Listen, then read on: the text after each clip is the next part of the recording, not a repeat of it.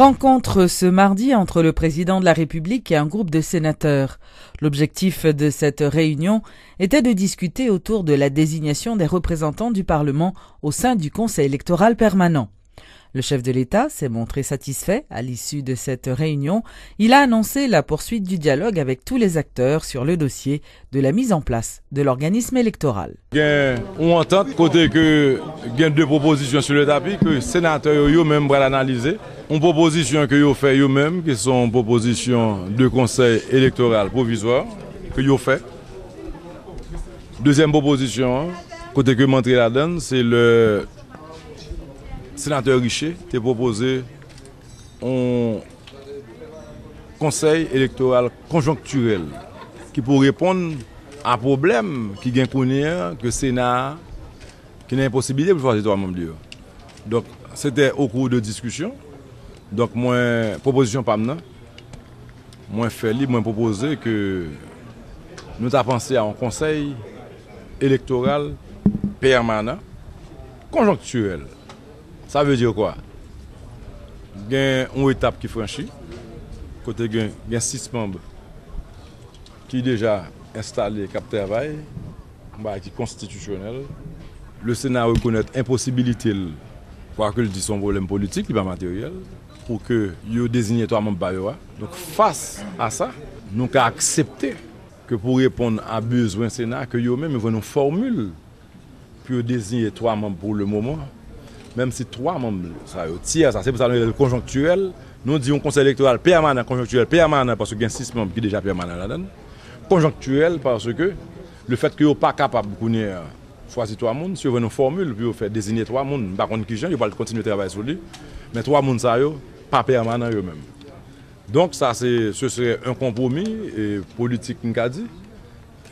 Mais encore, même pas la peine d'en parler maintenant, puisque les sénateurs ont promis d'aller débattre entre eux pour voir une proposition que me fait à me dire mon verre pour me demander qui ça a pu dire encore contre-proposition dans la mesure que nous acceptons au plus ça que fait déjà parce que on pas poser déjà qui c'est qui ça qui couvre pas chapeau constitution le fait que il y a 6 personnes qui nomment 3 personnes exécutifs 3 personnes SPJ, il y a des doutes, il y a des manque de confiance. J'aime déjà dit dans toute interview, il y a un manque de confiance à vérifier qui est ce monde. On cherche un compromis politique. Moi-même, moi essayé de rester dans Sam Café, moi nomme 3 noms, c'est des rôles. 2, moi installe un CEP qui est permanent. Qu'on y a la question de mettre tout le monde en confiance. Encore une fois, même dans l'amendement, il y a des doutes. C'est pour ça que je me suis assuré de réunir les 3 pouvoirs. Quand les 3 pouvoirs de l'État se mettent d'accord, il y a l'autre monde qui compte. Rencontre également ce mardi entre le Conseil supérieur de la police nationale et les membres de la commission justice et sécurité de la Chambre basse. Il était question pour les responsables du CSPN de fournir des explications sur le phénomène de l'insécurité qui a tendance à remonter au niveau de la région métropolitaine. Suivez tour à tour les explications du Premier ministre Laurent Lamotte et du directeur de la PNH, Godson Aurelius. Il est très important que dans la sécurité, que très certainement, le notaire de gagner 2 ou 3 actions qui fait effectivement, action ça a fait, mais il y a une action de suivi qui fait tout pour appréhender le monde qui fait action. Et il y a un peu de suivi qui fait tout pour renforcer l'éviter anti-kidnapping. Il y a très peu de policiers là-dedans. Depuis que le nouveau directeur général est arrivé, nous passons les instructions claires pour nous renforcer l'éviter anti-kidnapping pour que nous soyons capables de présenter sur le territoire. Il y a un peu de technologie de mettre sur place. Pour réduire la question kidnapping, par exemple, nous faisons 3 rencontres avec l'opérateur cellulaire pour demander de collaborer avec le gouvernement, collaborer avec l'autorité sur la question de vente de sites sans identification. Parce que c'est trop facile pour, dans le passé, on a la chance, on a cassé les fonds kidnapping et puis on va compte qui est pour qui est site. Donc nous avons enregistré propriétaire téléphone pour que au moins ce qu'on va faire pour qu'à plus ou moins connaître pour qu'à faire adresser. Dans mon pays, on a toujours des crimes, on a toujours des attaques. Donc, le rôle par nous, c'est minimiser l'attaque, c'est mettre pression sur le monde qui a fait attaque, c'est faire suivi pour assurer que le monde qui a fait ça, il arrêté, et la justice met bien sur eux, et pour sécuriser le pays et pour continuer à faire une présence policière qui appuie et continue. Donc nous mettons plan pour ça. Il y a plusieurs checkpoints qui ont fait de la police, il y a plusieurs suivis qui ont fait de l'investigation qui ont commencé, qui ont campé, on a continué à faire. Et principalement, sous terme de protection directe et efficace, c'est sur ça que le CSP est établi. Le CSP est établi tout sous plan de développement policier de 2012 à 2016. L'opération pour les pauvres, ça fait retourner en Belle.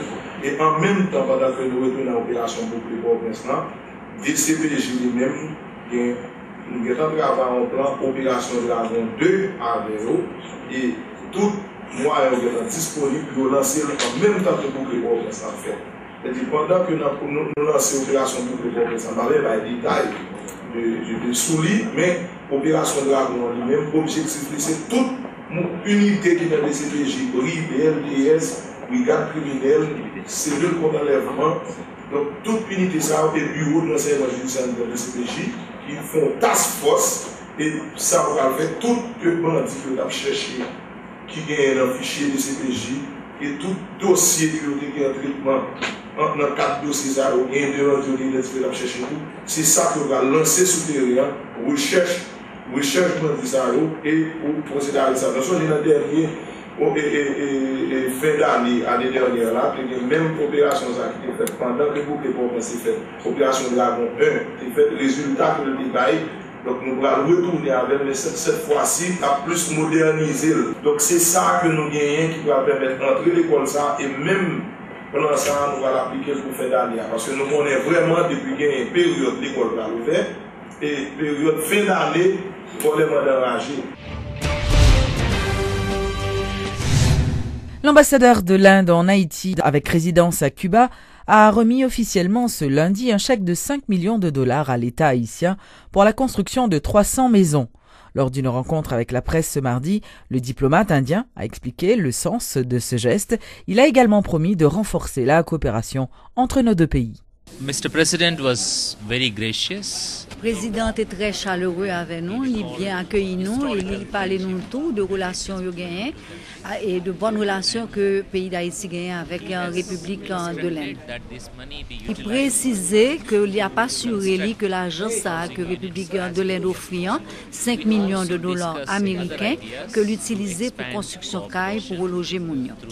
Nous avons aussi discuté d'autres détails comme des bourses pour les étudiants haïtiens afin de venir étudier en Inde, l'agriculture, les exports, tout ce qu'on peut faire pour resserrer ces liens et faire bénéficier le peuple haïtien. I'm most grateful to the government of Haiti and in particular the president. Je remercie vraiment le gouvernement haïtien pour cet accueil vraiment très chaleureux qu'ils m'ont accordé.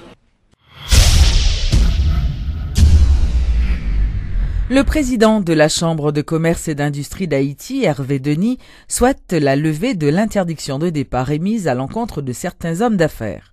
Selon M. Denis, les entrepreneurs sont prêts à discuter avec l'État haïtien en ce qui a trait à ce problème.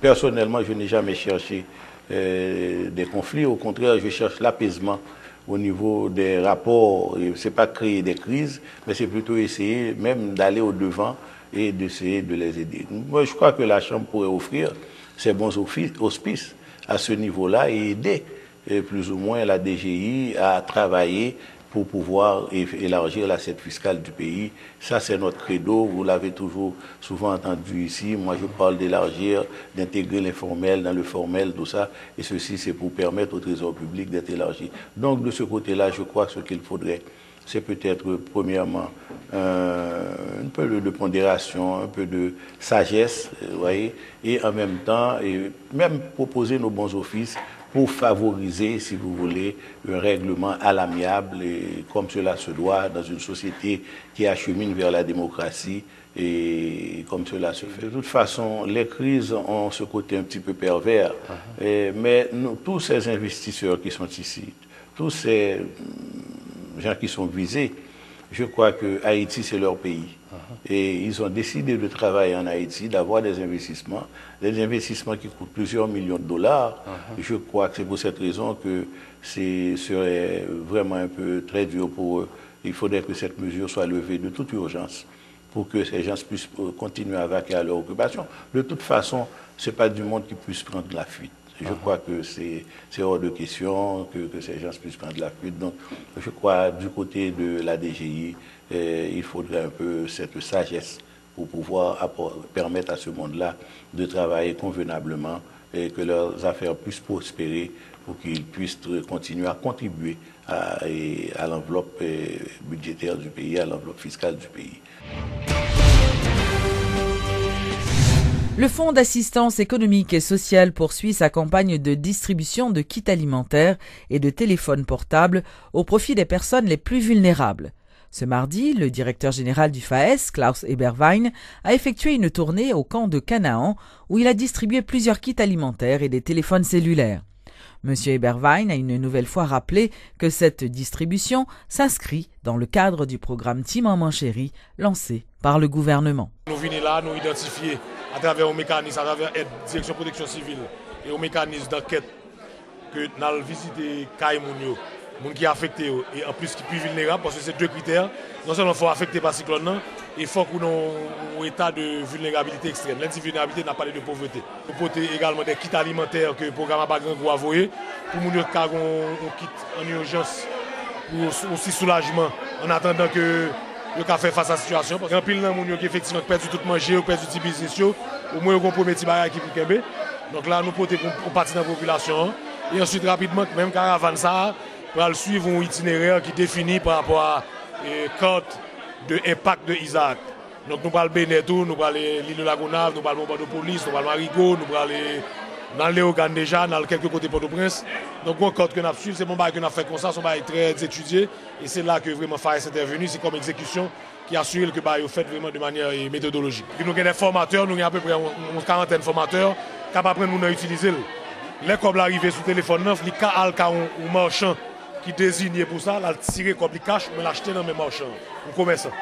Donc son cop, c'est pas un cop que la peut utiliser pour acheter minutes, c'est pour l'acheter manger ou bien de première nécessité. Et qui c'est un bail qui est déjà très répandu dans travers le pays. En perspective, nous avons plusieurs programmes de protection civile que le président a Premier ministre a mis sur place pour venir aider la population. Pas seulement dans le cas de cyclone. Le cas de cyclone, nous sommes pas urgents qui a duré 2 à 3 semaines seulement. Mais dans le cas de venir en aide à la population générale, tout le monde connaît que nous avons au moins 70% de la population haïtienne qui est dans la pauvreté. Donc c'est un cas qui est extrême. Et c'est le seul pays qui n'a pas de programme de protection sociale vraiment intégré. Donc c'est ça qu'a fait là. Nous commençons là. Et quand pile de bagages qui va arriver dans la population, ils mettent le temps et ils viennent sur eux.